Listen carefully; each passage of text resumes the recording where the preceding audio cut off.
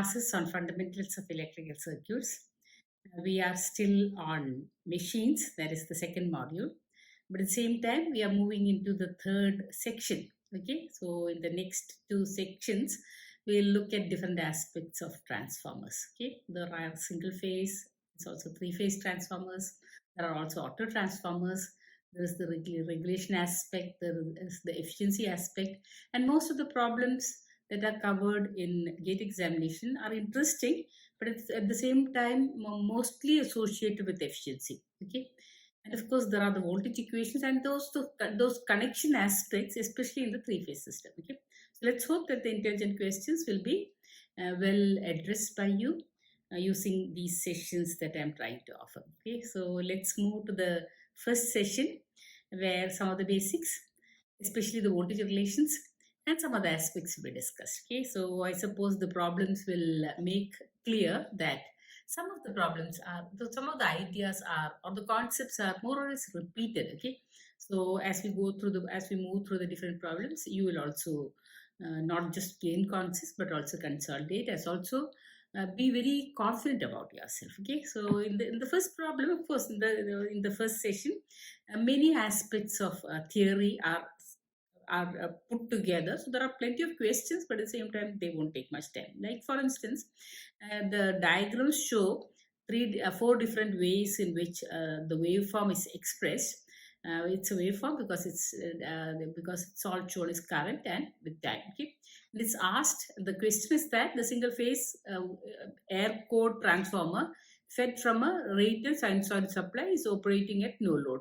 The steady state magnetizing current drawn by the transformer from the supply will have the waveform. Okay, since it's air core, there is linearity, and if the applied voltage is sinusoidal, then the magnetizing current is also sinusoidal. Okay, so so the air core is where you focus and you opt for option C. Okay, so that's all that's there. But on the other hand, in the next figure, wherein we are given a core with some windings and a supply voltage and a few diagrams as the voltage current relationships, etc. Let's see what is asked. Figure shows an ideal single phase transformer. Okay, the primary and the secondary coils are wound on the coil as shown, and the core as shown. Turns ratio is N1 by N2, which is equal to 2. The correct phases of E1, E2, currents I1, I2, and core flux are shown. Okay, so I suppose we start off with the fact that it's an ideal transformer. Okay, so we don't have any drops, etc. So and moreover, if you look at the two windings, though there's a ratio of 2 with respect to the turns ratio. When you compare E1 and E2 or N1 and N2, we see that the direction shown for E1 and E2 with the current direction as shown, okay, tells us that normally E2, of course, okay, we have to look at the winding sense also. So you take your right hand and you structure your right hand such that the thumb follows the direction of the flux. In that case, you will see the direction of the current flow. Okay, so it can be seen that I2 is opposite in direction. Why? Because the same flux is the same flux is linking with the coil number 2. Okay, so or in other words, we can say that though even I1 normally is drawn at 180 degrees with respect to E1, even is the applied voltage, we see that I1 can now be shown I1 can be shown as is given in option A. Okay, in the other, okay, of course, flux is of course because E1 is applied, I1 is drawn, and I1 should be at 90 degrees with respect to phi, because d phi by dt is equal to E. Okay, E1. Okay, and then it draws a current. Okay, so flux is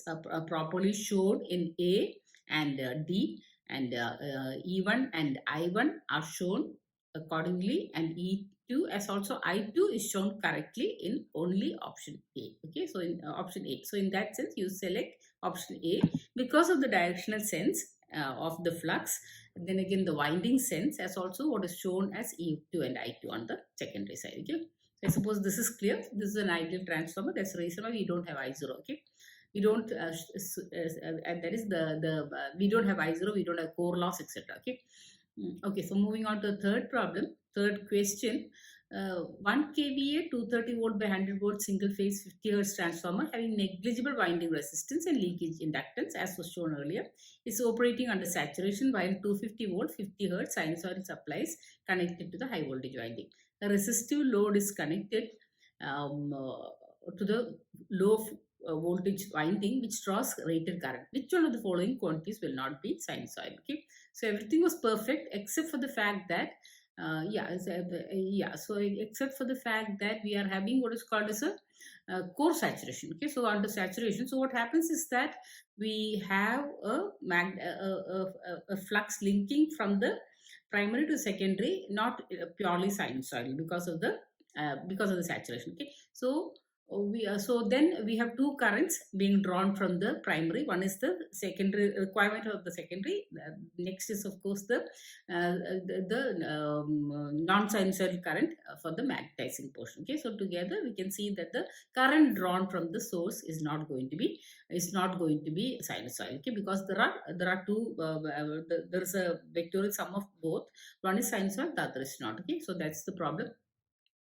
Okay, so it's not load current. Load current is sinusoidal if the voltage had been sinusoidal on the other side. Core flux is core flux is of course. There's no question of there's a saturation. Okay, so the best answer of course everything is affected to some extent, but best answer is D. Okay. But there's a small change in the fourth problem. If an AC voltage source is corrupted with an arbitrary number of harmonics, then the overall voltage waveform differs from its fundamental frequency components in terms of, okay, so overall what all change? Okay, so we have what is all the three measures change, because if there is harmonics, then you have to put them all together. Okay, and so you see that the peak values change. Okay, the RMS values change, the average values change. Okay, so everything changes, and that's why option D is also right. Option D is in this case also option D is right. Okay, so moving on to the fifth one. Okay, of course these are all giving you some revisions with respect to your understanding of transformer. Okay, the magnetizing current in a transformer is rich in, of course, this is the problem with transformers. It's always the third harmonics which is there in transformers. Okay, so that's also right. Okay. Sixth problem or sixth question is the core flux of a practical transformer with a resistive load. Okay, so as the is strictly constant with load changes? No.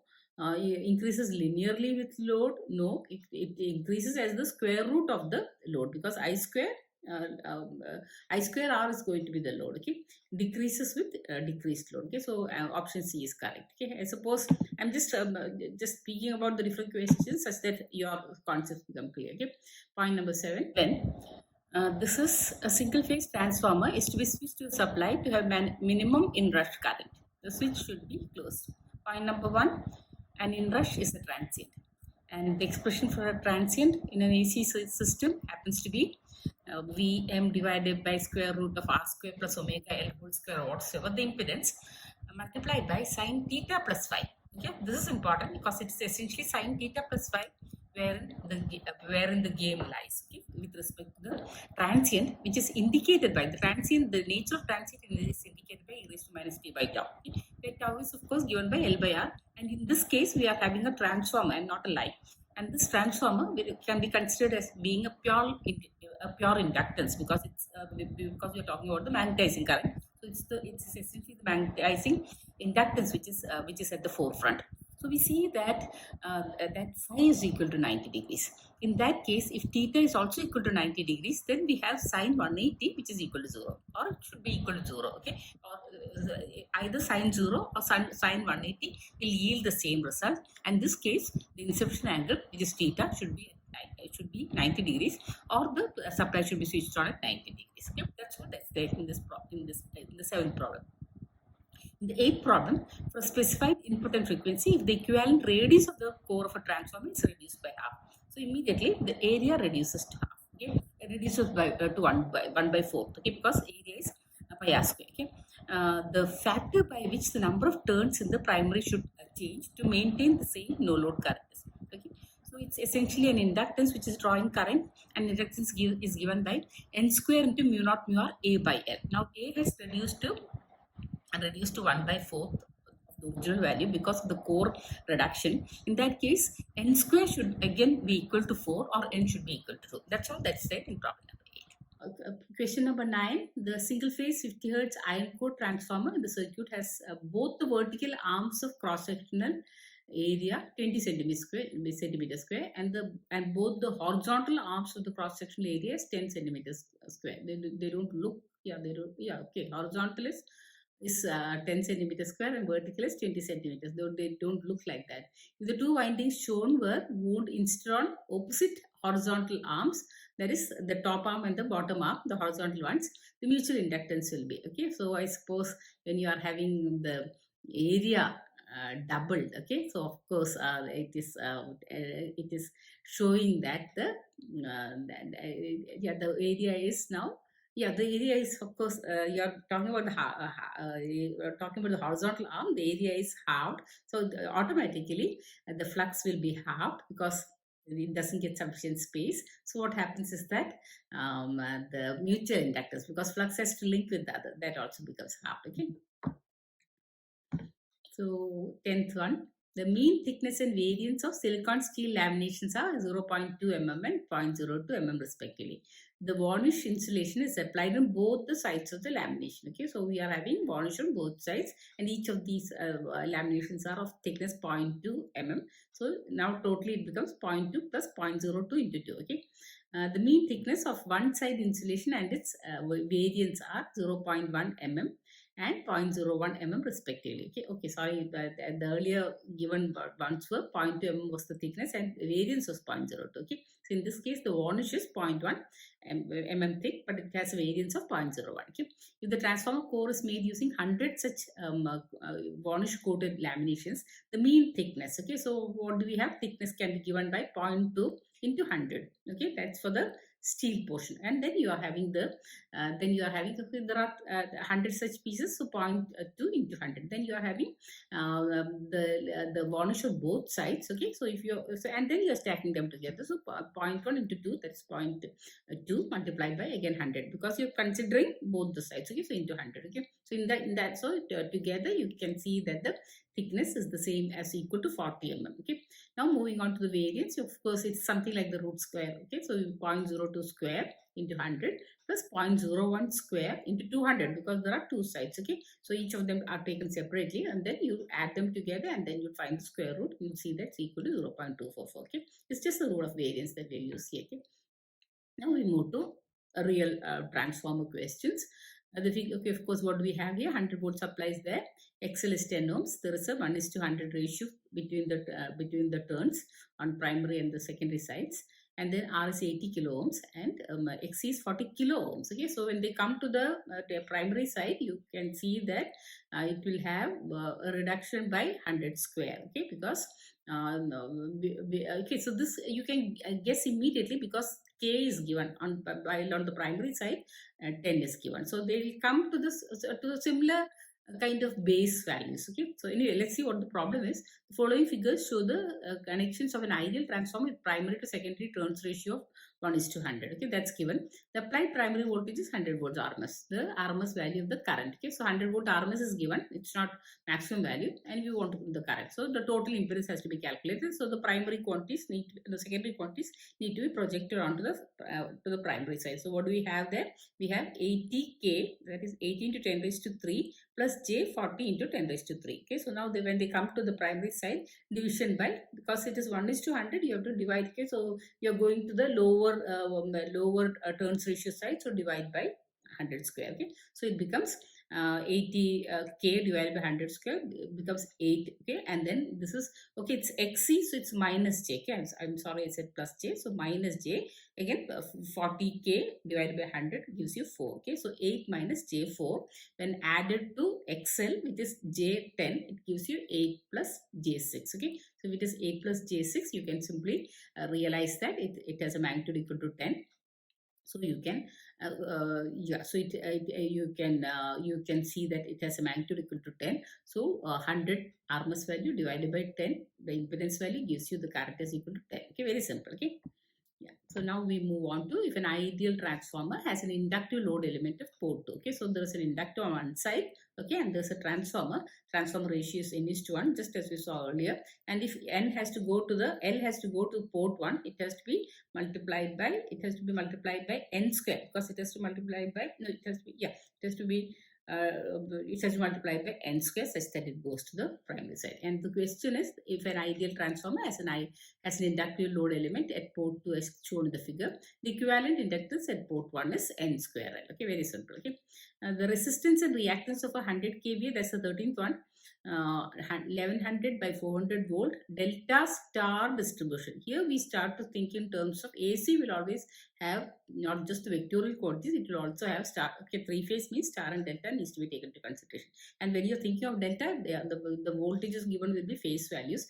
Okay, of course they are always given in terms of line values, so it will be equivalent to the phase values. But when you're talking about the star, the values will be given in line, so you'll have to divide by root 3 to get the phase values. Okay, so those things must be in your mind. Okay, and these are the important things. Okay, and the distribution transformer, the resistance and reactance of a 100 kVA, 11,000 by 400 volt delta star distribution transformer are 0.02 and 0.07 per unit respectively. Okay, the phase impedance of the transformer referred to the primary. So everything has to be brought to the primary. Okay, so first and foremost we find out. Okay, so since per unit values are given, you have to find out the base impedance. Okay, so base impedance on the primary side is obtained such that you can use it directly. So what is it? 11 by you have what is called as that is the 11 happens to be the phase values, and phase impedance is asked, so 11 is taken as it is. So 11 11 then you are having kV square, so 11 square, and then you are having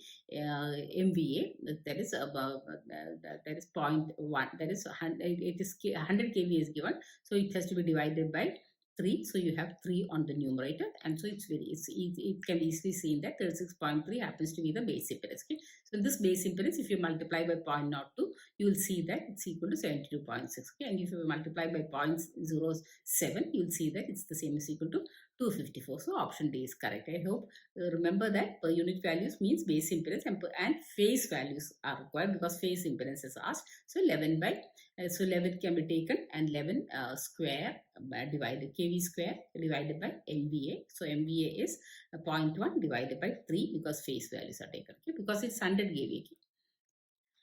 So next one is the 14th question. We seem to have a transformer core with 3 windings, 400, 200, and I think I've written that down. And there's a source supplying current I2, and it should be the turns which are given as 1:2:3. Okay.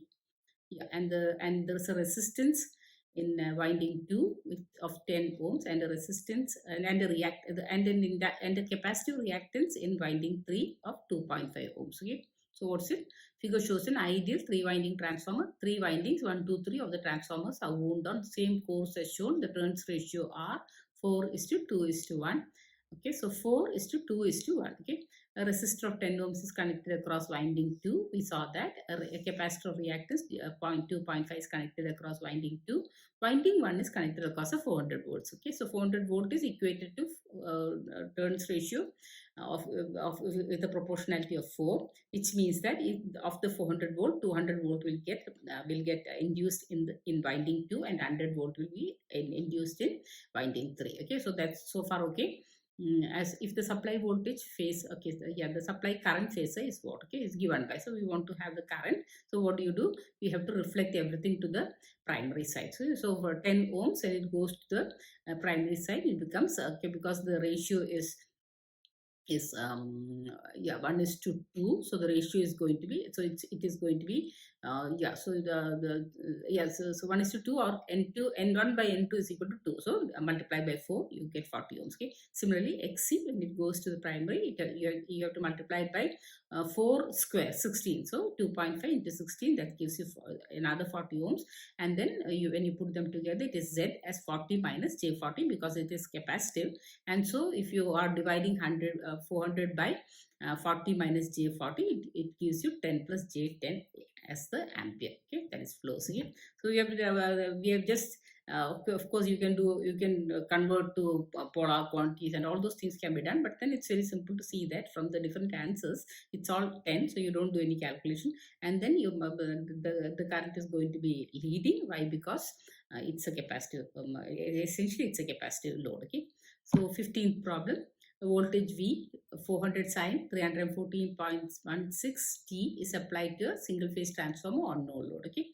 If the no load current of the transformer is 2 sine 314.6 T minus 85 degrees. So 85 degrees is the lagging associated with the reactance, the magnetizing reactance. Then magnetizing branch impedance will be given by, okay, so simply divide the RMS voltage as 400 by root 2 divided by the RMS current, which is 2 by root 2. That gives you 200. Okay. And the angle, of course, as we saw earlier, is going to be 85 degrees. Okay. Plus 85 because the current is going to come on the denominator. Okay. And moreover, it's an inductive reactor. So it is going to be plus 85 degrees. Okay. As simple as that.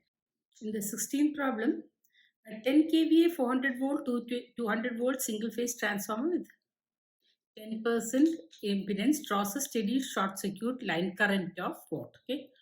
So we are given 10% impedance, which means that the base impedance needs to be calculated. So as in the earlier case, base impedance given by kV square by MVA or voltage square by VA. Okay, so we see that 400 into 400 divided by 10,000 gives us 16 ohms as the base impedance. This you can multiply by the percentage impedance, which can be discussed in terms of per unit values also, as equal to 0.1.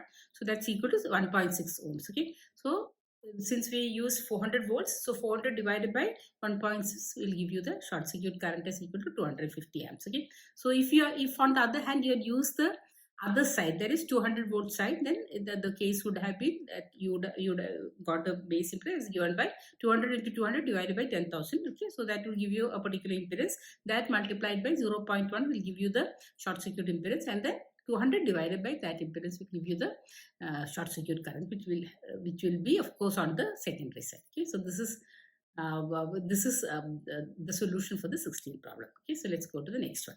Okay, moving on to the 17th. Okay, so this is the last slide, and we have two questions here. What is one?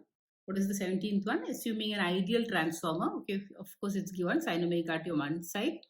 Okay, and 1 ohm is there, and there's a secondary. Okay, 1:2 is the turns ratio. Okay, so we are having more turns on the secondary.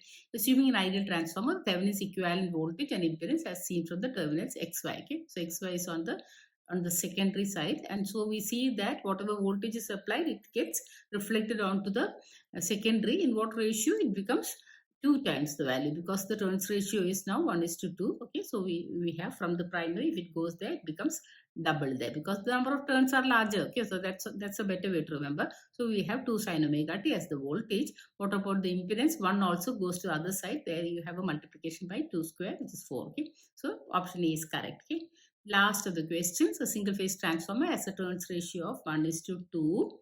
Yeah, so the secondary has more turns this time also, and is connected to a purely resistive load as shown in the figure. The magnetizing current drawn is 1 amps. Okay, so 1 amps is drawn on the primary side, and the secondary current is 1 amps. Okay, so secondary current is also 1 amp, so both are 1 amp, but of course they are on two sides of the transformer core, and we have what is called as a multiplying factor coming in between. And so we see that the current now, because the voltage is larger on the secondary side, because of the turns ratio becoming larger, the current is larger on the primary side. So by how much? The same turns ratio 2. Okay, so 2 amps is flowing through the 2 amps is the current which is contributing to the secondary current, but of course it's flowing in the, it is reflected to the primary. So we are having 2 amps, and 1 ampere happens to be the magnetizing current. So they are at 90 degrees with respect to each other. So the total current is given by 1 square plus 2 square, and the square root of that, that's square root of 5, which is equal to 2.24. Okay, so quite a lot of theory was discussed. Okay, I suppose a consultation is better, which will come in the last slide. And I suppose, of course, you know it all. Okay, it's just collecting them together as gate questions. That's all. Okay, so today I suppose this is all enough with respect to the basics of transformers. Thank you.